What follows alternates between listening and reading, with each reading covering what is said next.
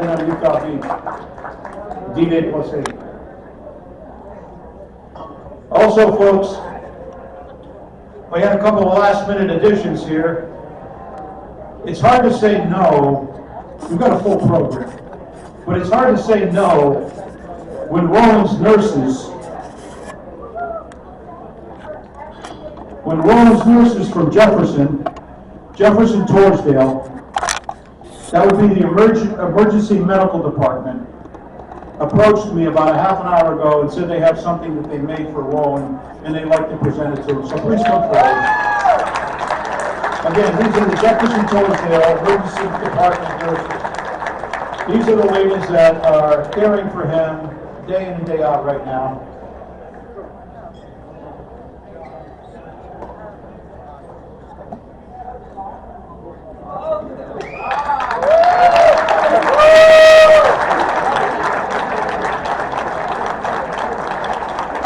How can you not love Roland?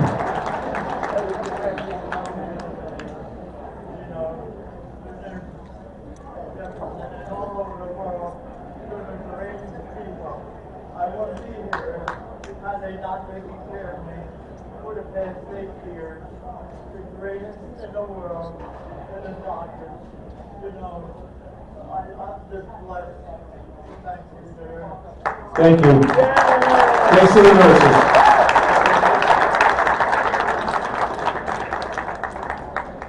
Also, I'd like to mention that the cannoli racing sponsor, the cannoli racing team here, sponsored by the Termini brothers, they have donated 100 cannolis tonight to commemorate 100 years for Roland Scarenzi.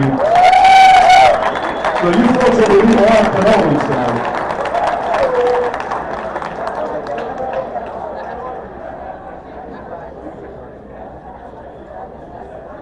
And how about Adam Chan, ladies and gentlemen?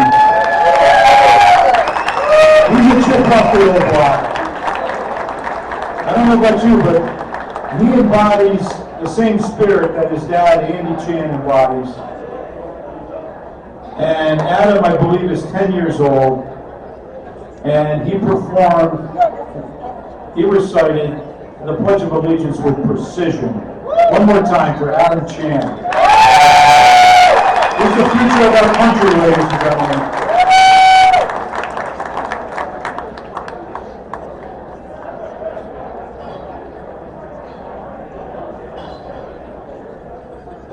Also,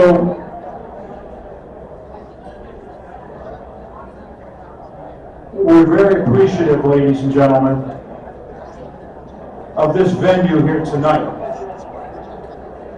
The Fraternal Order of the Police, Lodge number 5. Their hospitality is amazing. They helped make this event possible. That's right, FOP Lodge 5. And right now I'd like to welcome John McNesby, who is the president of FOP Lodge 5. John, please come forward.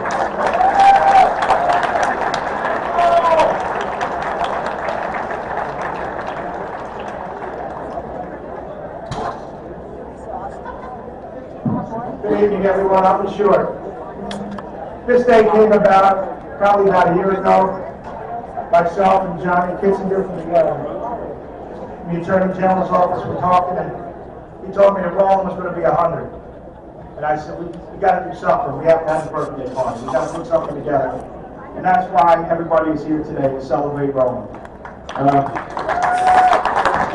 Oftentimes when we had events, whether it was something for the Children's Foundation and the Bend in the Shore, whether it was for our annual Survivors Benefit or an FOP event here, whether it was something for the Marine Corps Law Enforcement Foundation, something over at Mission Barbecue, whatever it may be, Roland was always beating me there.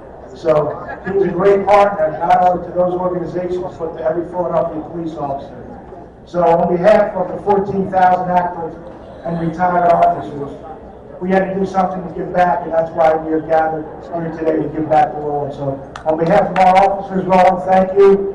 I wish everybody a safe trip and home, and have a great time tonight. And let's celebrate the man of the hour. and we'll see you in the next 100.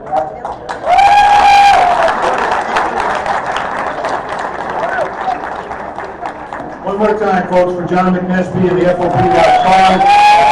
Thank you possible tonight. Thank you, John.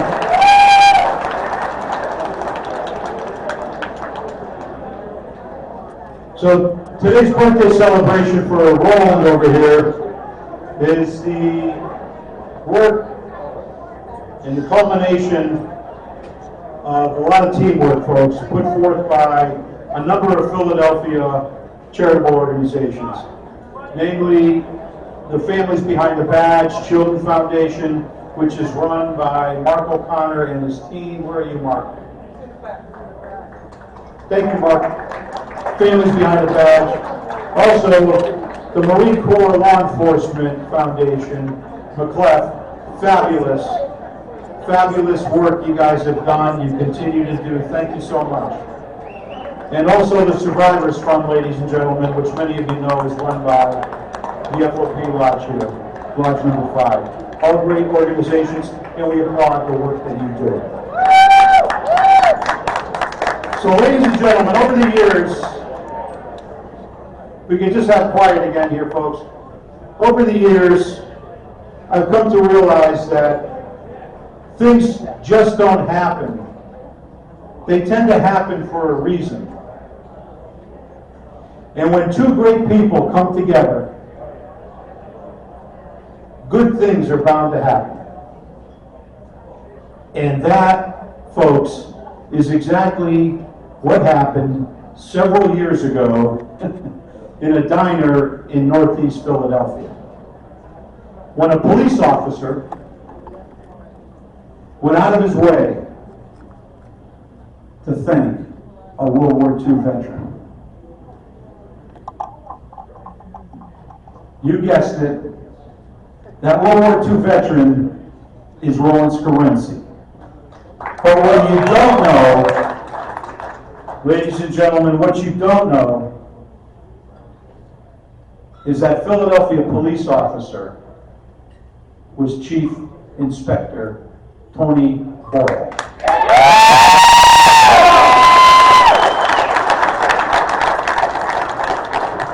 Now, shortly after that breakfast encounter, Chief Boyle introduced and weaved Roland into a wonderful inner circle of patriots here in Philadelphia. And it quickly set off a chain reaction that saw Roland playing his harmonica at countless sporting events, military and law enforcement fundraisers all over the tri-state area over the past several years. And now, here to tell his story is great American Chief Inspector Tony Boyle.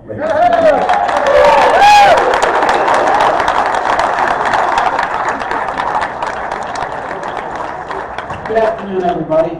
I've been tasked with an uneasy task of summing up 100 years of Roland Scarency. And whether I did it over a month's period of time or just a few minutes, it would not do justice to Roland's life.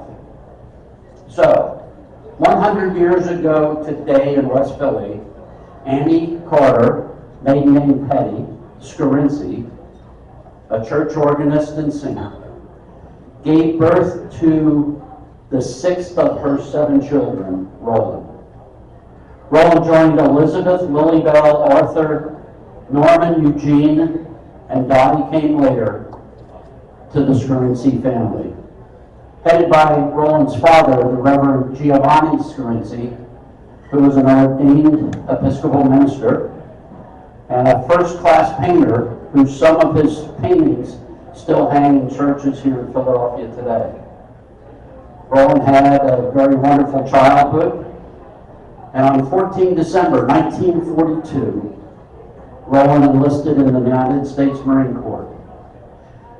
He joined his brother Norman, who was in the Army, and his brother Eugene, who was in the Navy.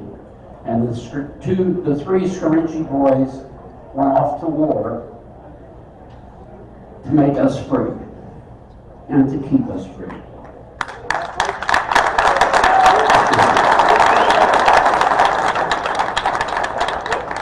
And those three Scarinci boys and hundreds of thousands like them are the reason that I'm speaking to you in English and not German or Japanese. So God bless you.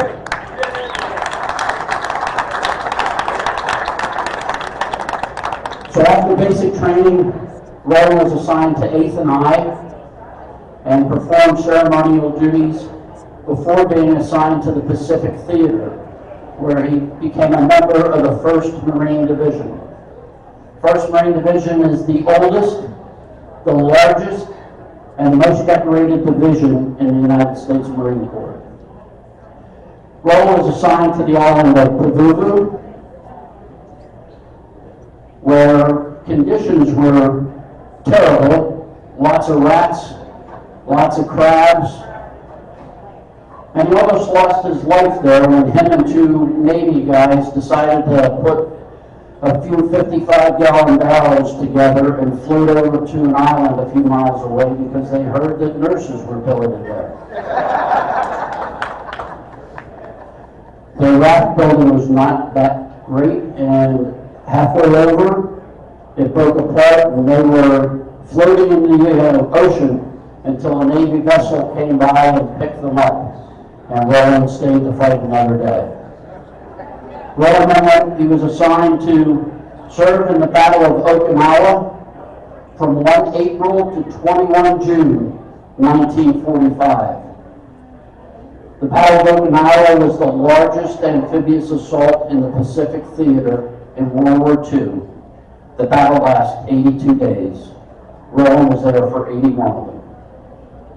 After victory, Roland was assigned to North China for occupation duties.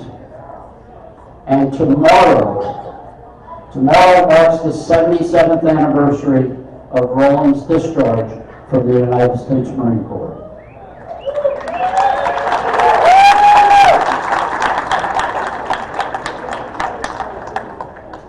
After breaking some hearts on the West Coast, Roland finally made his way to Philadelphia.